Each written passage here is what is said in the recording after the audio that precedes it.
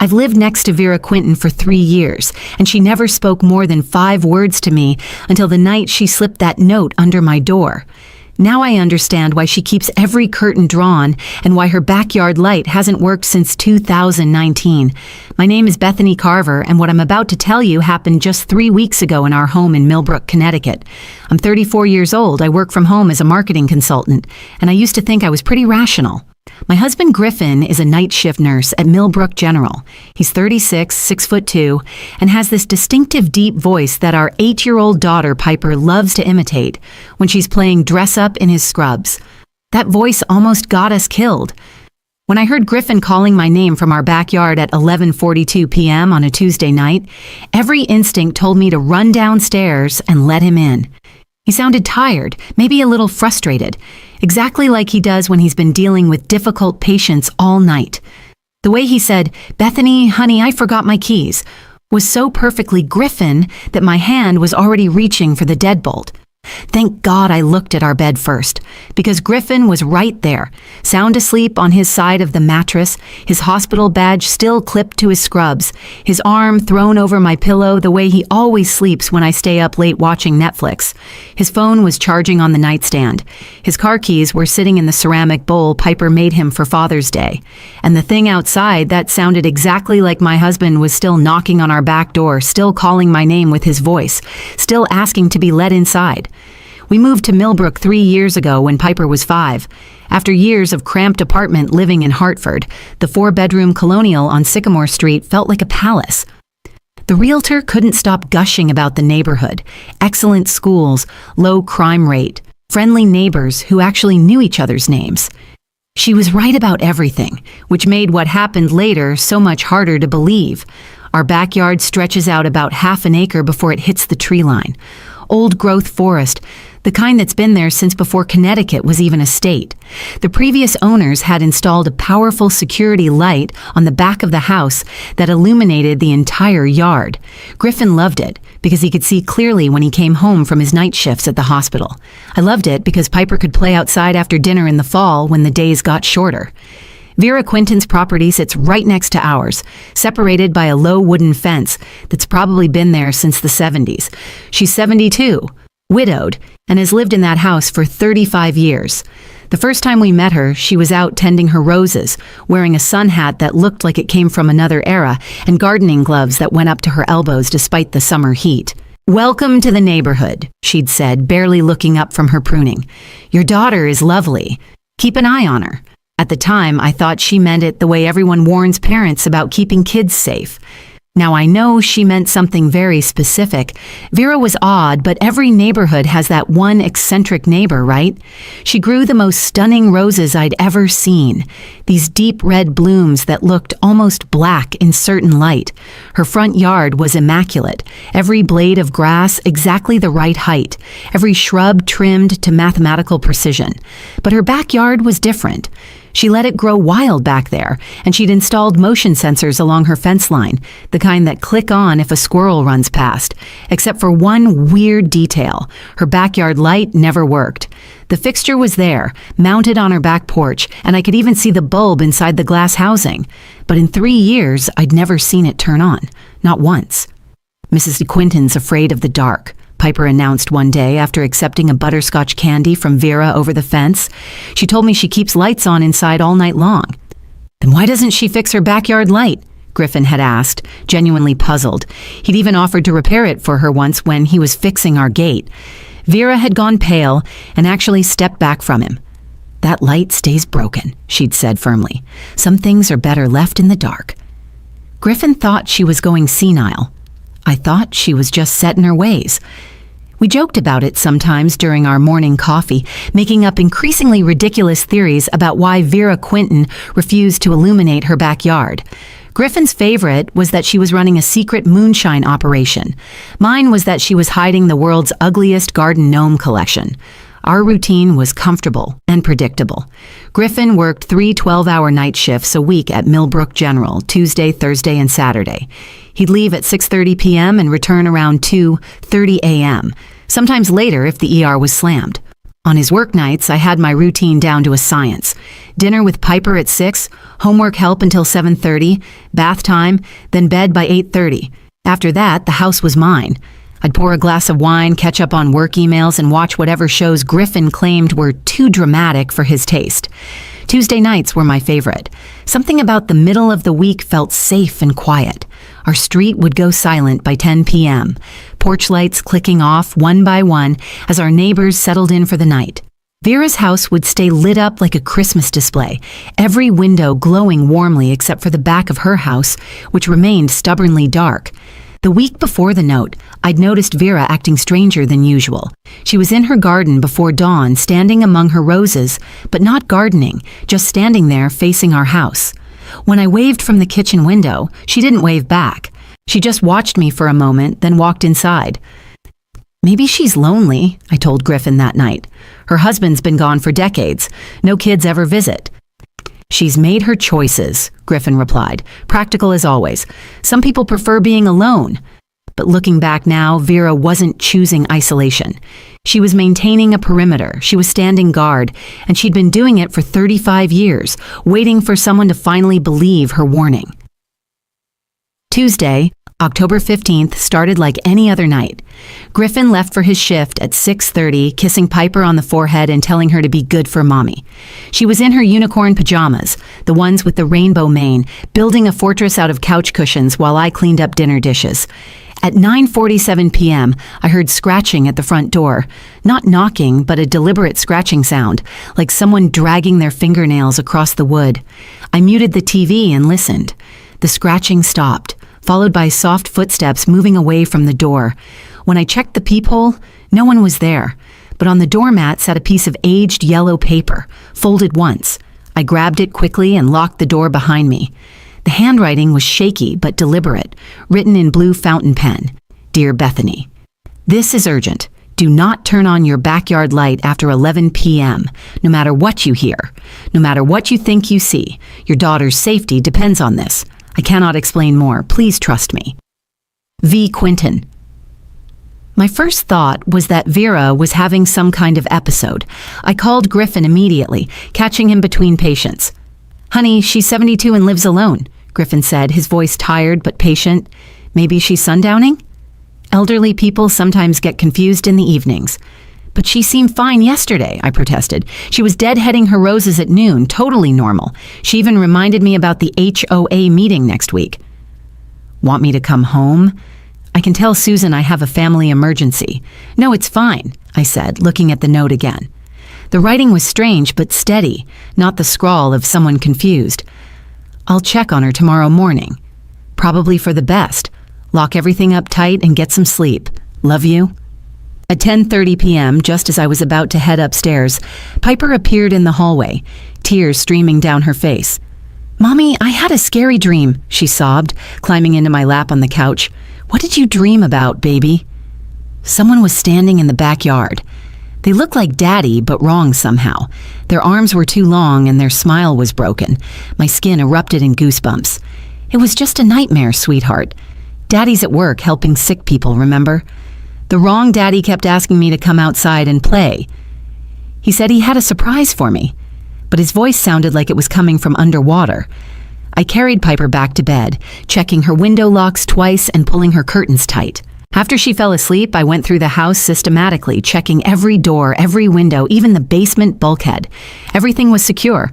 At 11:15 p.m., I heard our garbage cans tip over in the side yard. Raccoons were common in our neighborhood, always getting into trash. I walked to the kitchen, my hand automatically reaching for the backyard light switch. My fingers touched the plastic, and Vera's note flashed in my mind. I pulled my hand back. Through the kitchen window, darkness stretched across our yard like spilled ink, but there was movement near the fence line. Something tall walked along the perimeter, too upright for any animal we had in Connecticut. It moved wrong, like someone had taught it how to walk but hadn't explained the rhythm quite right. The figure stopped at our back gate. I heard the metal latch rattle. At 11:38 p.m., 3 measured knocks echoed from the back door, perfectly spaced, perfectly normal. Then 3 more. "Bethany? Honey?" "It's me." Griffin's voice, clear and familiar. My heart jumped with relief before logic kicked in. Griffin never came home early without calling. Never. I forgot my keys. Can you let me in? The voice was perfect. Every inflection, every trace of his Boston accent that slipped out when he was tired. But Griffin's keys were upstairs. I'd seen them when I'd checked on Piper. Bethany? I can see you through the curtain. Come on, I'm exhausted. I backed away from the door, my bare feet silent on the kitchen tile. The curtain was closed. There was no gap, nothing to see through. I know you're in there. Your wine glass is on the counter. The TV is paused. Just open the door. The thing outside knew details it shouldn't know. My hands shook as I grabbed my phone from the counter, nearly knocking over the wine glass the voice had mentioned. It's cold out here, Beth. Really cold. Griffin never called me Beth, not once in 12 years of marriage. It was always Bethany or Honey, or when he was feeling playful, Betty Spaghetti, a ridiculous nickname from our dating days. Whatever was outside my door wasn't my husband. At 11:42 p.m., the voice outside shifted tactics, becoming softer, more desperate. Bethany, please. I got off early. There was a power outage at the hospital. They sent all non-essential staff home. Check the news if you don't believe me. My phone was already in my hand. I pulled up the local news site. Nothing about a power outage. Millbrook General's Facebook page showed a photo posted an hour ago of the staff celebrating a successful surgery. The lights were clearly on. I'm hurt, honey. I think I twisted my ankle in the dark. Please just turn on the lights so you can see it's really me. The pleading in that voice was so genuine, so perfectly Griffin, that my resolve almost cracked. But I forced myself to move silently up the stairs, keeping my phone's flashlight off, navigating by memory and moonlight filtering through the hallway window. Our bedroom door was open. Griffin was there, sprawled across the bed in his navy scrubs, sleeping deeply. His chest rose and fell steadily. His hospital ID badge caught the hallway light. Griffin Carver, RN, Emergency Department. His phone sat charging on his nightstand, the green light blinking with unread messages. I typed a text without sending it yet. Someone outside pretending to be you. Staying quiet. Don't turn on lights if you wake. The voice drifted up from below, now at the living room window. Piper had another nightmare. She's asking for you. She's out here with me. Pure terror flooded my system. I crept to Piper's room, cracking the door just enough to see inside. She was curled under her unicorn comforter, Mister. Patches the stuffed elephant clutched to her chest, breathing steadily. Safe. Inside. I hit send on the text to Griffin. His phone buzzed. He didn't stir. Back at our bedroom window, I peered through a gap in the blinds at the backyard below. The figure stood in the middle of our lawn, wearing Griffin's jacket, the Columbia one he kept in the garage for yard work. It stood perfectly still, arms at its sides, face tilted up toward our window. Even in the darkness, something was fundamentally wrong. The proportions were off, like someone had stretched a photograph until it distorted. I dialed 911, whispering to the dispatcher. There's an intruder in my yard impersonating my husband's voice. My husband is asleep next to me. The intruder keeps asking me to open the door. We're sending a unit immediately, ma'am. Stay inside. Keep doors locked. Officers will be there in 5 minutes. I know you're awake up there, the voice called out, still using Griffin's tone, but with something else underneath now, like two voices speaking in unison. I can smell your fear through the walls. It smells like copper pennies and spoiled milk. No human being would say that. Griffin definitely wouldn't say that. The thing moved closer to the house. Turn on the light, Bethany. I need you to see me. I need you to understand what I'm offering. I could be him forever, you know. Better than him. I'd never work late. Never forget anniversaries. Never leave whiskers in the sink. My blood chilled. Griffin had left whiskers in the sink that morning. I'd complained about it while he was rushing to get ready. Only someone inside our house would know that detail. How do you know about the sink? I whispered without thinking. Oh, you can hear me. Good. We can have a proper conversation now. Turn on the light. I clamped my hand over my mouth. Vera's warning echoed in my mind. No matter what you hear. The urgency in her handwriting suddenly made terrible sense. I know you're scared. That's natural. But I'm not here to hurt you. I'm here to improve things. Griffin works too much, doesn't he? Always tired, always stressed. I wouldn't be. The figure moved to the back door again, and I heard fingernails dragging across the wood, the same sound from the front door earlier. I've been watching you for weeks, learning your patterns. Tuesday nights, alone with your wine and your shows. You deserve better than loneliness. Turn on the light. Through the window, I saw it raise one impossibly long arm and knock again. But this time, the knock came from inside the wall, like it was somehow reaching through the exterior and tapping from within the house itself. Last chance, Bethany. Turn on the light, or I'll have to find another way in. There are so many ways into a house. Pipes, vents, cracks you don't even know exist. I'm trying to be polite, but my patience isn't infinite. Sirens wailed in the distance, growing closer. The sirens grew louder, and the thing in Griffin's jacket tilted its head at an angle that would have snapped a human neck. You called them. That was unwise, Bethany. Now I'll have to visit your neighbors instead. The Jeffreys have a new baby. Babies are so trusting. Rage flooded through my fear. I grabbed Griffin's shoulder, shaking him hard. Griffin, wake up, now! He jerked awake, confused and groggy. What? Bethany, what's wrong? Someone's outside pretending to be you. The police are coming. Stay quiet.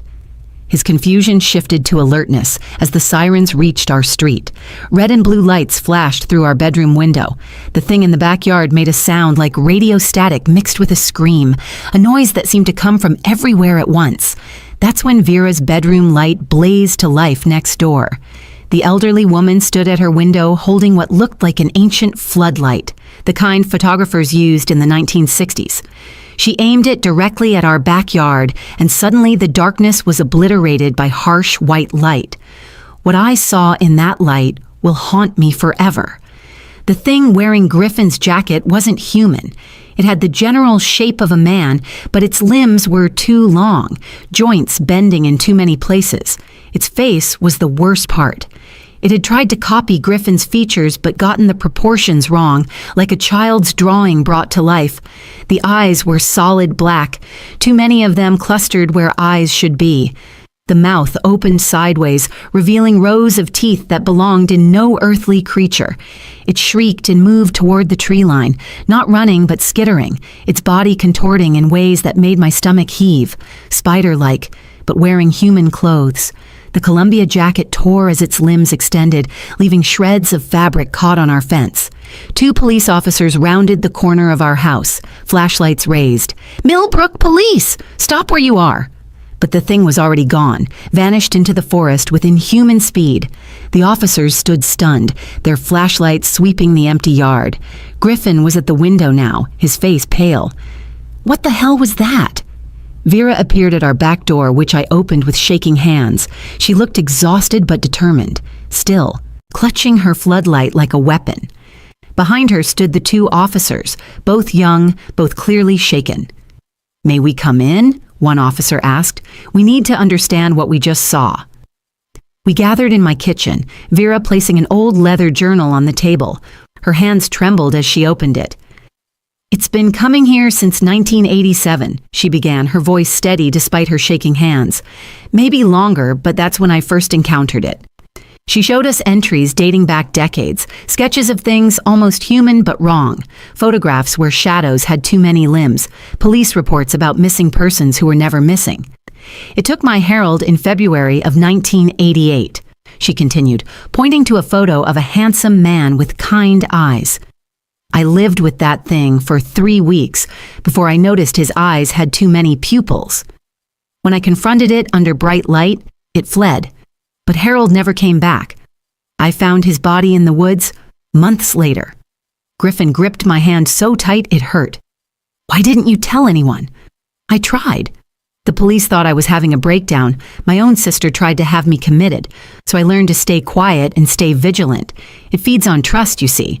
The moment you open the door, believing it's someone you love, you've given it permission to enter.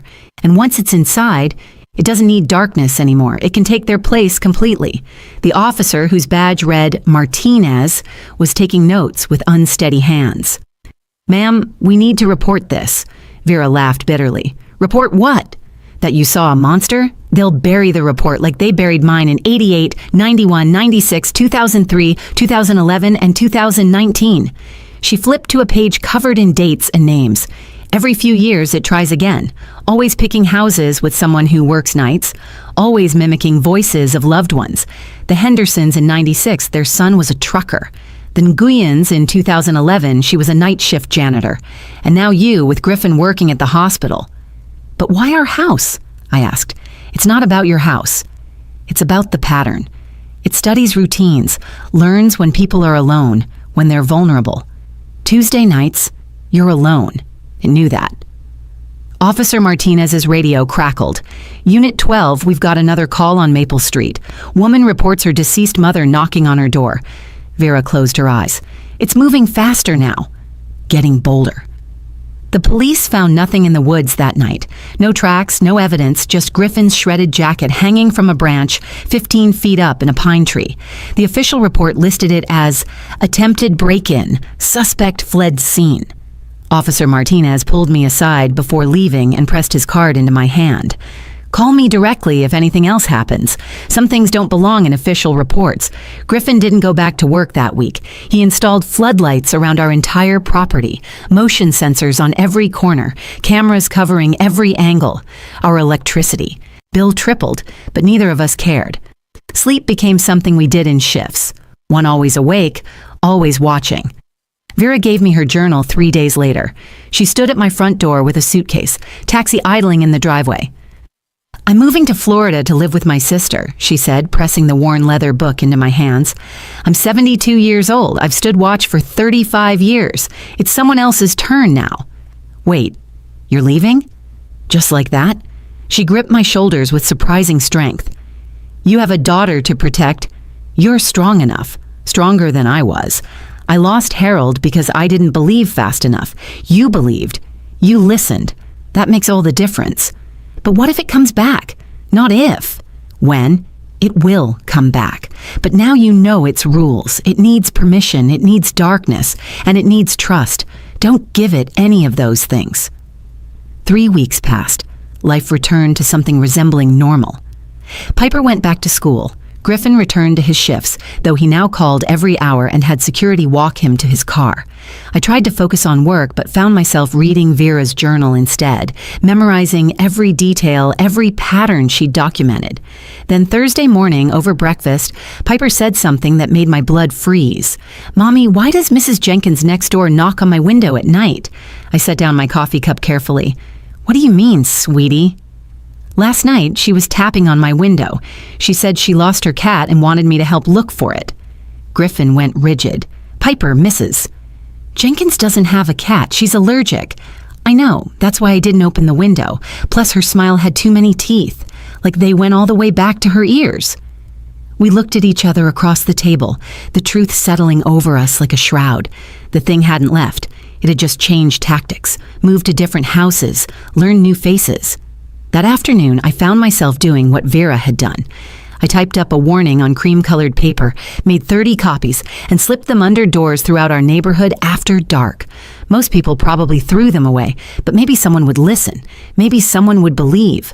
To our neighbors on Sycamore Street, please keep your exterior lights on after 11 p.m. If you hear a loved one at your door late at night, verify they're actually outside before opening. Your family's safety may depend on it. 2 families moved away within a month. The Jeffreys installed security lights. Old Mr. Patterson started keeping a baseball bat by his door. Mrs. Jenkins herself came by to ask about the note, and I noticed she now wore a cross that she touched constantly, her eyes darting to shadows. I've become the neighborhood's unofficial night watcher. When I see lights go off after 11 p.m., I send anonymous texts from a burner phone. Please turn your lights back on. Some listen, some don't. The ones who don't sometimes report. Strange encounters in the neighborhood Facebook group, always deleted by morning, always dismissed as pranks or dreams. Last week, I got a postcard from Florida. No return address, but I recognized Vera's handwriting. Still watching? Good. Check page 147. Page 147 of her journal contained a single line I'd somehow missed before. There are more of them every year. I installed another floodlight yesterday. Griffin thinks I'm becoming paranoid, but he doesn't argue. He's seen what I've seen. Piper now knows to never answer knocks after dark, never trust voices through doors, never believe someone asking to come inside at night, no matter who they sound like. Because here's what Vera knew, what I know now, what you need to know. They're not just in Millbrook. They're learning, spreading, adapting. Maybe they're in your town too, waiting for someone to work late, waiting for someone to be alone, waiting for that moment of trust when you open your door to a familiar voice. So check your locks. Keep your lights on. And if someone you love knocks on your door late at night, make absolutely certain they're supposed to be outside. Because once you let them in, they never leave. If this story disturbed you, good. Stay disturbed. Stay vigilant. Share this video with anyone who lives alone or works night shifts. Comment if you've experienced something similar in your neighborhood. And subscribe to this channel because these stories aren't just stories anymore. Some of them are warnings.